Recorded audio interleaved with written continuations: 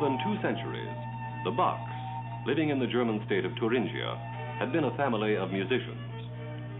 When somewhere in this region a very good fiddler was heard, a fine organist or a flutist who played gay dances, the people would say, "He is a real Bach for sure." It went so far that they even used the name Bach when they meant musician. The love and the talent for music seemed to be inherited in this family from one generation to the next one. Until in 1685, a boy was born to the Bachs in Arnstadt, who was destined to surpass all his ancestors and to become one of the greatest masters of all times, Johann Sebastian Bach.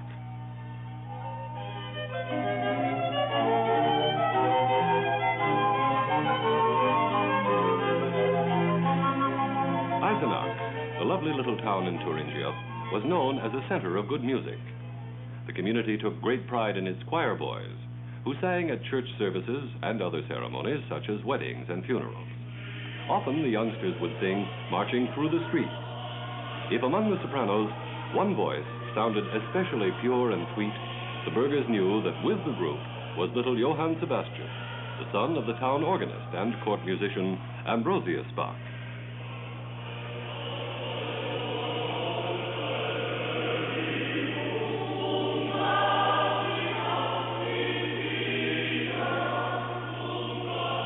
At a very early age, Johann Sebastian lost his parents within a few months. The orphan child was sent to live with his older married brother, the organist Johann Christian Bach. From him, the boy received his first instruction on the organ. Soon, the young musician mastered all the organ pieces written for beginners. He asked for more difficult music. When his brother refused, thinking that it was much too soon, Johann Sebastian tiptoed in the middle of the night to a bookcase where he had seen a big volume of famous organ compositions. He had no candle, but by the light of the moon, he copied the pieces line for line. It took him many weeks and many a sleepless night, but so great was his hunger for good music, and such was his willpower, that he persevered until all the pieces were written down. From then on, he would play whatever he liked, and nobody could hold him back.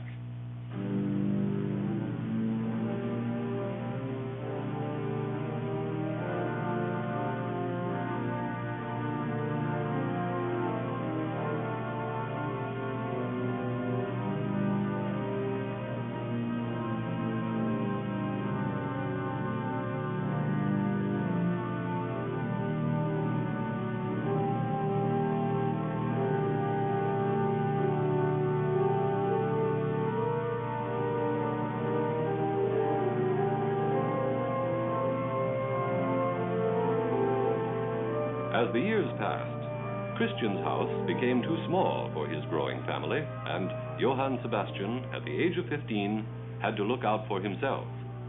A friend advised him to try his luck in Lunenburg, where some choir boys were wanted at the church. The town was about 200 miles away, a long journey if one didn't have the money for the stagecoach. But the boy marched on day after day, and the music in his heart made him forget the weary feet.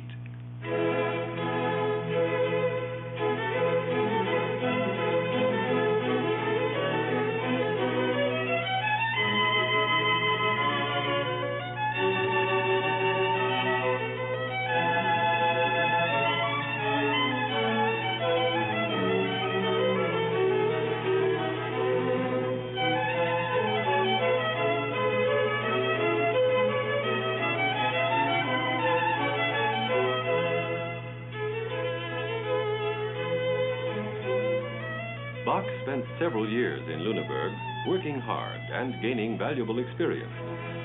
Besides his duties as a chorister, he studied several instruments with great diligence. Now he played the violin, the viola, the harpsichord, and the clavier to perfection. But his fondest love was pledged forever to the queen of instruments, the organ. He could make it sound more beautiful than anyone else.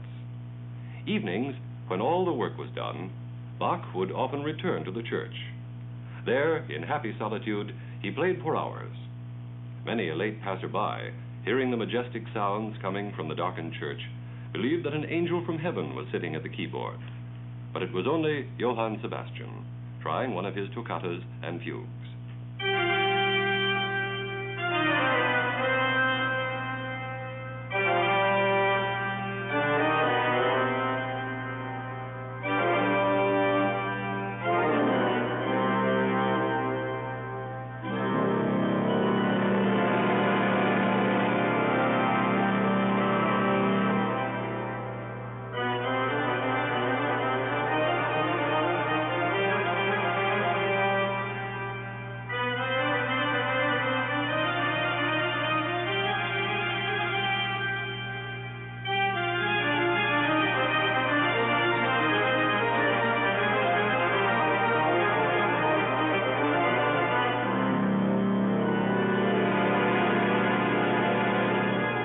In 1703, Bach started his first position in Arnstadt as an organist and choirmaster. The 18-year-old discharged his duties to the great satisfaction of the community.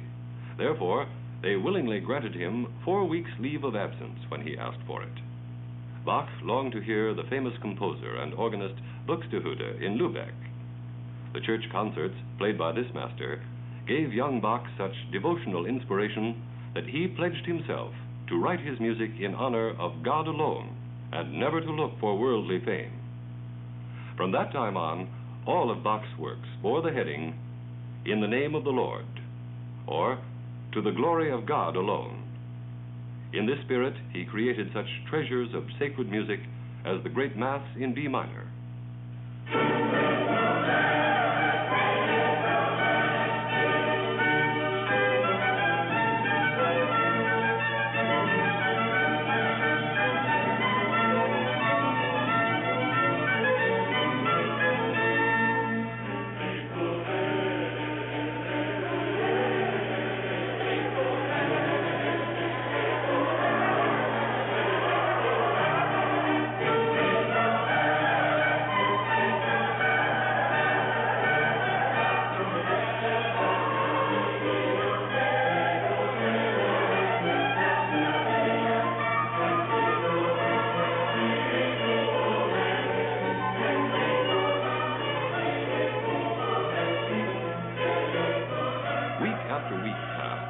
Bach could not tear himself away from Lübeck, where there was so much to learn and to admire. When he came back to Arnstadt several months later, his superiors sharply rebuked him for such disobedience. Bach was deeply hurt and decided to look for a new position. Without any difficulty, he found it in the town of Mühlhausen, where he was appointed organist and music master with a good salary. Now, he could make plans to settle down and have a home of his own.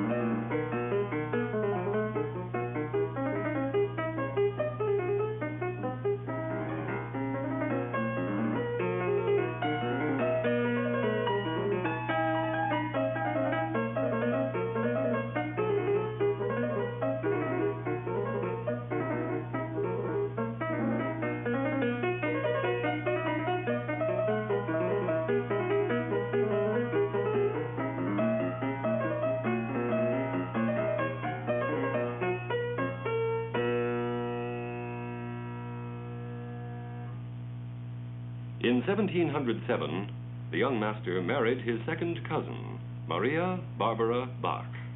She bore him 4 children.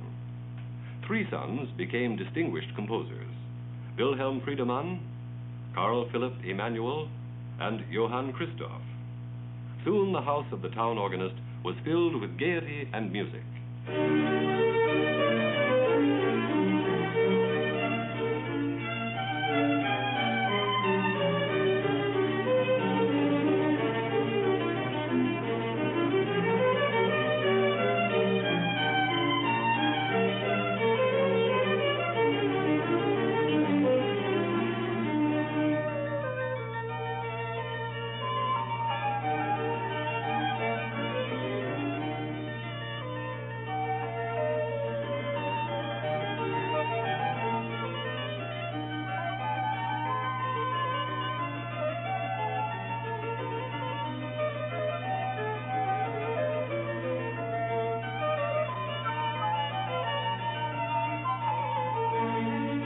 family's stay in Mühlhausen came to an unexpected end when Duke William of Saxonia invited Bach to take a well-paid post as his court organist and chamber musician.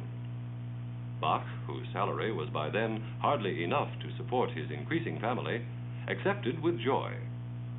Now came 9 happy years of working for a patron who was not only a great music lover, but also a deeply religious man.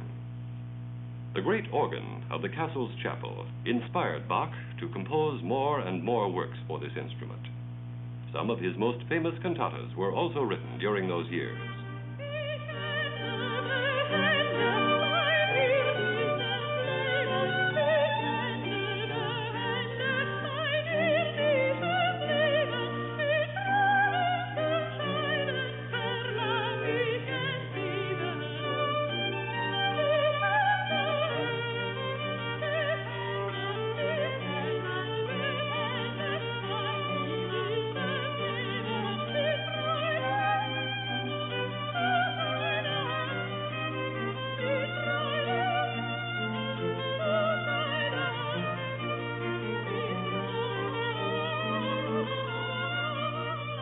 Bach's reputation as an incomparable master had now spread through all of Germany.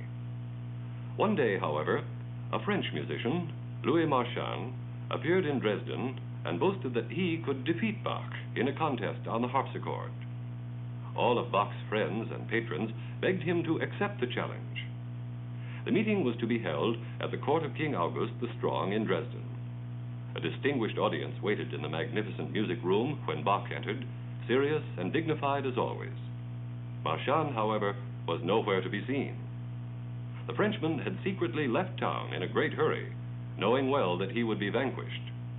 The news was received with joy and laughter.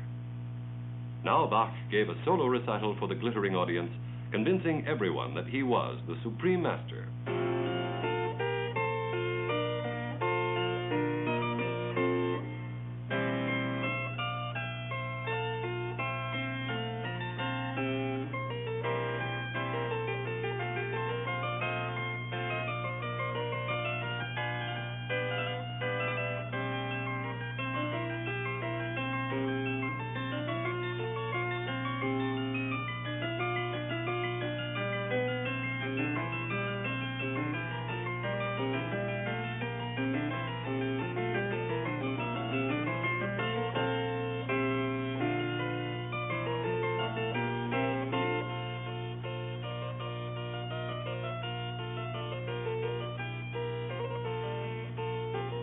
The year 1717 brought another change. Prince Leopold of Anhalt-Cöthen invited Bach to become his Kapellmeister, which means orchestra leader, and so the family moved to the little German town. Once again, the master had decided wisely and well. The young prince, a great music lover, was delighted with his new conductor, whose genius he fully appreciated. Besides paying a handsome salary, the prince granted him many privileges. The family even had their apartment in the palace. There was one thing, though, that greatly disappointed Bach. He found no organ in Cöthen. However, the court orchestra was excellent, and he became greatly interested in writing chamber music for various instruments, using not only the woodwinds, but also the trumpets for brilliant solo parts. The delightful, gay Brandenburg concertos are proof of Bach's new style.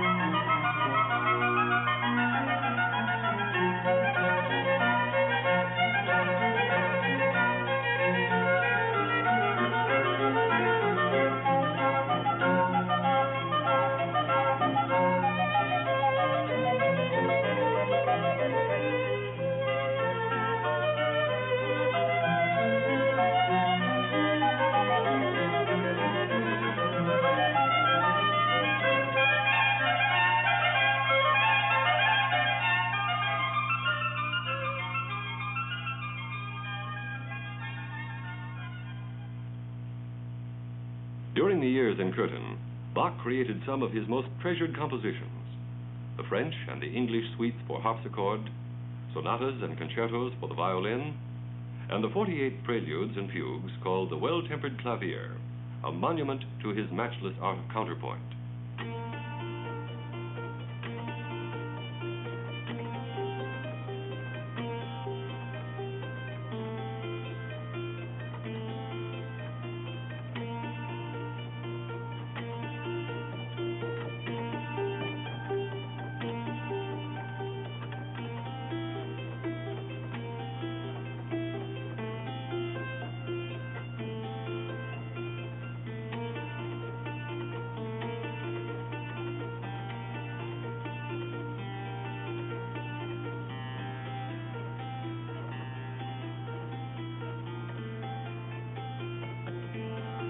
Prince Leopold was so fond of Bach that he frequently took him along on his journeys. The master enjoyed these trips, which gave him an opportunity to see some of the other German cities and to perform before many delighted audiences. But he was always glad to come home again and be with his family.